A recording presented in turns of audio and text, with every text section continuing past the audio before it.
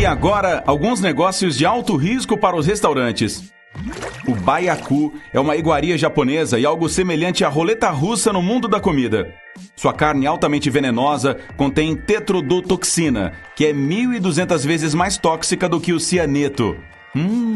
Normalmente as pessoas não sobrevivem quando comem esse peixe, mas os chefes japoneses são treinados para remover as partes venenosas da iguaria de $200, chamada fugu. É caríssimo. Ela está quase totalmente proibida nos Estados Unidos. Existem apenas alguns lugares autorizados que ainda a vendem.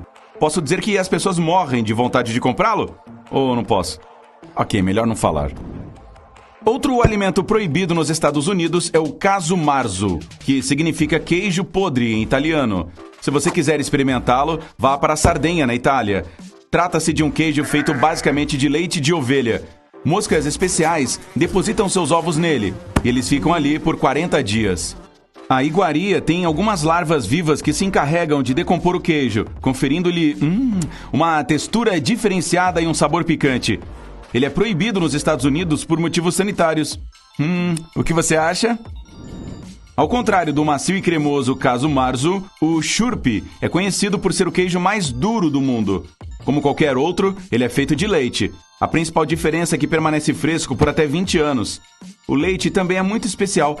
As vacas, que na verdade são um cruzamento entre vacas e iaques, comem uma variedade de vegetais das montanhas. O queijo feito com este saboroso leite tem um sabor único.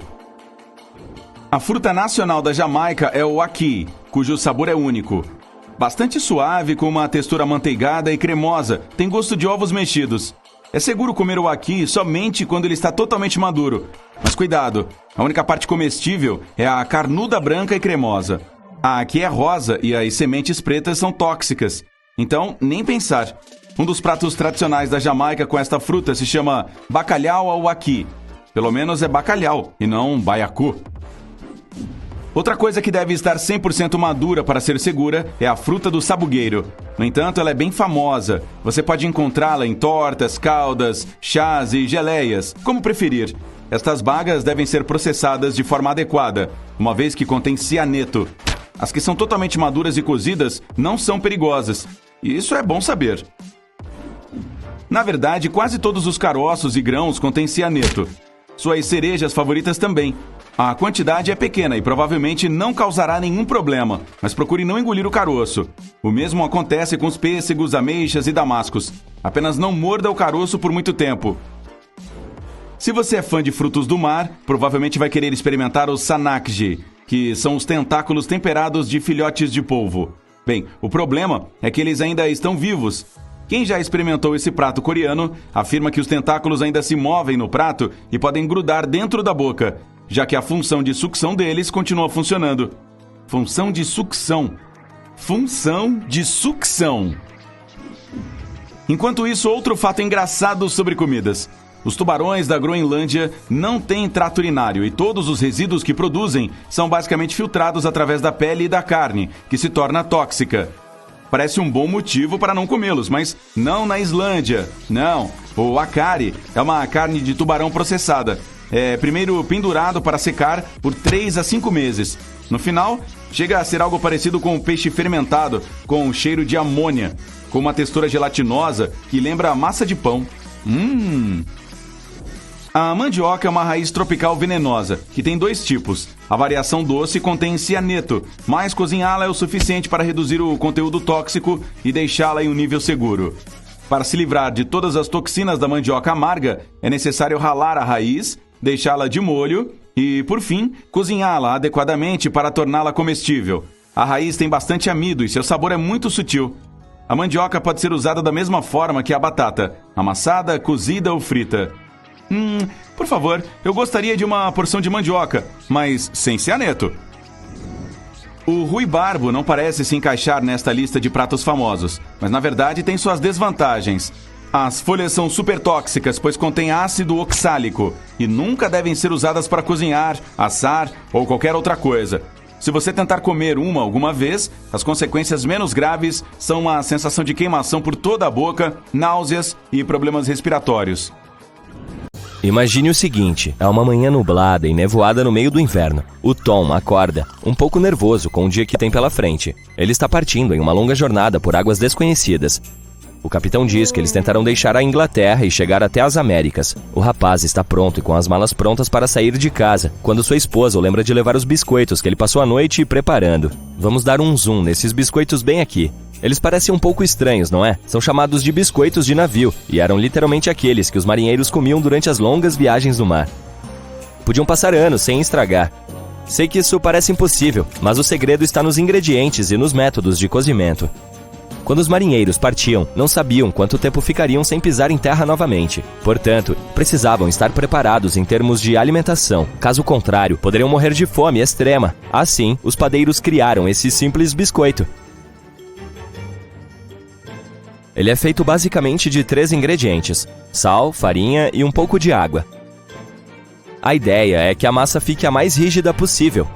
Em seguida, os padeiros o colocavam no forno por horas, em temperaturas muito baixas. O objetivo desse cozimento lento era retirar toda a umidade. Mesmo que você não seja um marinheiro experiente, deve suspeitar que a umidade é inimiga da conservação de alimentos. Ela faz com que eles fiquem mofados e também atrai insetos e outros animais. Além disso, um navio já é um ambiente extremamente úmido. Portanto, os biscoitos tinham de ir na contracorrente de tudo isso. Esses podem passar 6, 7, 8 anos sem estragar. Os pequenos furos que você vê neles ajudam a retirar a umidade durante o processo de cozimento. Um marinheiro como o Tom, de tamanho médio, recebia uma porção de 6 a 8 biscoitos de navio por dia. Eles eram extremamente nutritivos e saciavam a fome de uma pessoa. Mas era um tipo de alimento de sobrevivência. Não era para ser super agradável, gostoso ou mesmo fornecer todos os nutrientes necessários, apenas o básico. Agora, você tem alguma ideia de como era a vida no século XVIII? Se pensarmos em uma cidade como Nova York, havia apenas cerca de 18 mil habitantes vivendo lá. Para fins de comparação, hoje essa megalópole abriga mais de 8 milhões de pessoas. Naquela época, se alguém tivesse que viajar de Nova York para Boston, não haveria nenhuma das lojas de conveniência que existem ao longo do caminho. Quer dizer, não havia nem mesmo as estradas como as conhecemos hoje. Portanto, as pessoas precisavam fazer provisões de alimentos. E foi aí que a sopa portátil se tornou útil. Se você imaginou uma panela fervente de carne e legumes, lamento informar que está enganado. A sopa portátil é dura e condensada. Ela se parece com isso. É um tipo de caldo solidificado, uma substância muito condensada, feita essencialmente de carne. Pense assim, é conveniente, é leve, não ocupa muito espaço, mas extremamente difícil de fazer. A melhor carne para o seu preparo é aquela com muito colágeno, como o pernil bovino. E o segredo é o cozimento lento, mas não se pode bobear, porque se ela ferver, estraga tudo. Durante o cozimento, a carne libera o sabor na água da panela e depois de algumas horas, é seguro retirá-la. A água restante será rica em nutrientes e gorduras, e depois de reduzi-la por cerca de 18 a 24 horas, obtém-se uma substância nutricional semelhante à gelatina. Quando esfria, ela se transforma em uma espécie de tablete. É incrível testemunhar todo o processo de transformação. Isso é seguro para comer? Às vezes, vemos manchas estranhas em nossas batatas e nos perguntamos se devemos simplesmente jogá-las fora. Aqui estão 10 fatos sobre comer ou jogar fora. Você sabia que a cada ano 54 bilhões de quilos de alimentos são desperdiçados apenas nos Estados Unidos? Coloque isso em perspectiva. Esse número significa que quase 40% de toda a comida na América é desperdiçada. As pessoas jogam comida fora se não confiam nos ingredientes usados para fazê-la. Elas estão sendo cautelosas e faz sentido, mas e se a comida for segura para comer, mesmo parecendo estranha? O primeiro item da lista é a carne bovina. Quando se trata de carne, as pessoas naturalmente ficam mais cautelosas. Imagine que você compra carne crua na loja.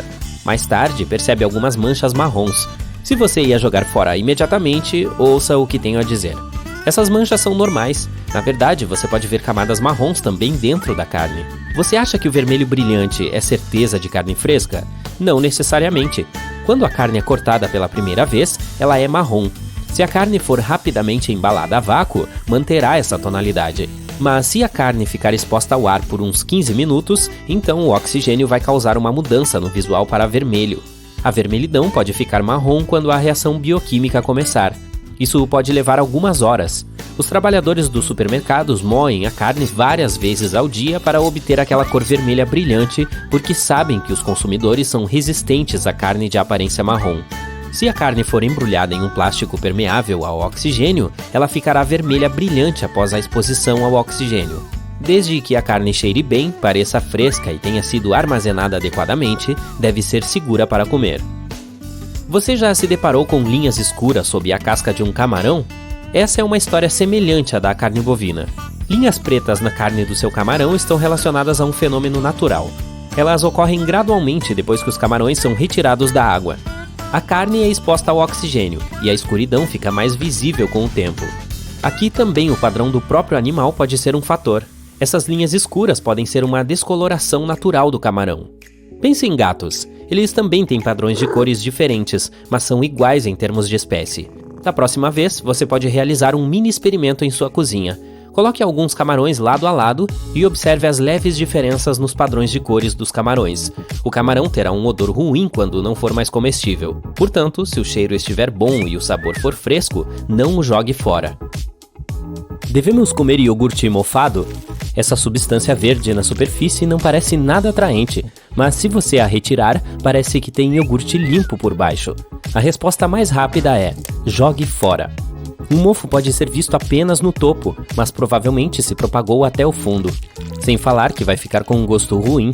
Muitos fungos são inofensivos, mas alguns produzem substâncias tóxicas. O mofo verde é um tipo de penicillium.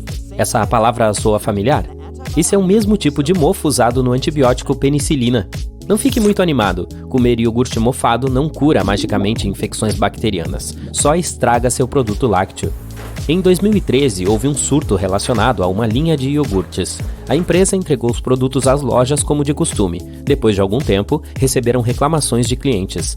Eles disseram que o iogurte parecia sopa de iogurte e tinha gosto de muito velho. Acontece que um tipo de fungo provavelmente liberou algum dióxido de carbono, tornando o produto meio efervescente. A empresa e um cientista independente disseram que esse fungo em questão geralmente não era prejudicial às pessoas. No entanto, mais de 200 pessoas relataram ter sido afetadas. Portanto, esse tipo de coisa ainda pode acontecer. Você deve confiar no seu instinto. Se você tiver o azar de ver algum mofo em uma embalagem recém-aberta, entre em contato com o fabricante. Potencialmente, você evitará que outras pessoas enfrentem o mesmo cenário, notificando a empresa sobre um problema sistêmico e evitando possíveis desperdícios futuros de produtos. Além disso, a empresa provavelmente quer fazer as pazes e te reembolsar substituindo seu iogurte ruim por um bom, ou melhor ainda, te dar cupons. Por que os abacates às vezes têm pontos marrons? Tecnicamente ainda é comestível, mas você pode não querer comê-lo. Os abacates são uma fonte de muitas vitaminas, como C, E, K e B6, e de outras coisas saudáveis, como magnésio, potássio e muito mais. O abacate trabalha duro para se tornar uma boa fonte de saúde. Nutrientes, água e açúcares circulam por essa fruta. Sim, tecnicamente o abacate é classificado como fruta. De qualquer forma, os abacates têm seus próprios canais de transporte, como se fossem veias. Esses canais normalmente são invisíveis para nós, até que algo saia do normal. O abacate pode ser armazenado em temperaturas muito frias por mais tempo do que deveria. Como resultado, as células do tecido podem ficar enfraquecidas e começar a se deteriorar. Especialistas dizem que depois que a fruta é colhida, se ela ficar na geladeira por algumas semanas antes de você comprá-la, pode ocorrer o escurecimento vascular. Esse fenômeno se torna visível depois que você mantém o abacate em temperatura ambiente por alguns dias. Não se cobre tanto, não é por sua causa. Então, você deve comê-lo ou jogá-lo fora? É possível comer os abacates com manchas marrons, mas deve ser melhor prová-los primeiro. Eles podem não ter um gosto bom em comparação com um normal. E essa mancha debaixo da casca da batata? Comer ou jogar fora? Essa área também funciona como marcas de contusões. São escuras, mas não são pretas. Se a camada externa da batata parecer normal, essa mancha estranha não é mofo. As batatas mofadas se deterioram, ficando mais macias, enrugadas ou moles. Contanto que o exterior da batata pareça limpo, provavelmente não há crescimento microbiano prejudicial dentro dela. Essas áreas podem ocorrer devido a machucados nas batatas, possivelmente no campo durante o período de colheita. Em suma, você pode comer, não tem problema. Também existe o problema daquela água branca saindo quando cortamos batatas. Você vê as marcas na tábua de corte. Especialistas dizem que algumas batatas têm um teor mais alto de água e amido. Como resultado, sua tábua de corte fica um pouco mais bagunçada do que o normal. Não precisa se preocupar com isso. Vou falar de outra forma de batata. Não porque amo todas as versões de batata e comeria batatas em todas as refeições, do café da manhã ao jantar, mas porque quero saber o que são aquelas manchas marrons nas batatas fritas. Vamos comer ou jogar fora? Considere que são pequenas imperfeições. Elas não afetam a segurança da batatinha. Estão lá por causa dos hematomas causados pela colheita e pelo transporte, ou como resultado de frituras. Às vezes você percebe que seu alho está tentando produzir mais alho. Sim, brotou. A questão é, há problema em comer comida germinada ou você deve jogá-la fora? Se o broto verde estiver no centro do dente de alho, tudo bem. Esteja ciente de que o sabor do alho será mais forte do que o normal, mas ainda ficará perfeitamente bem em uma refeição cozida, pois estará com outros ingredientes. O sabor não deve ser tão forte. Podemos comer uma maçã com vermes? A maioria das pessoas nem suporta a ideia de comer acidentalmente uma maçã com uma minhoca, mas isso é uma coisa cultural. Então a resposta é sim, podemos comer. Afinal, os vermes adicionam um pouco de proteína à fruta. Esses animais não carregam parasitas nocivos. O ponto de entrada do verme na fruta pode ter um sabor estranho, pois ele apodreceu com o tempo. Além do sabor, a parte podre é toda segura para morder. O que pode não ser tão seguro é comer as maçãs que caíram no chão. Essas provavelmente estão lá há algum tempo. Esse período pode ser suficiente para que as bactérias nocivas do solo se infiltrem na maçã. Houve casos em que as pessoas tiveram problemas de saúde ao beber suco de maçã não pasteurizado feito de maçãs caídas. Sim, justamente as que interagem com bactérias prejudiciais.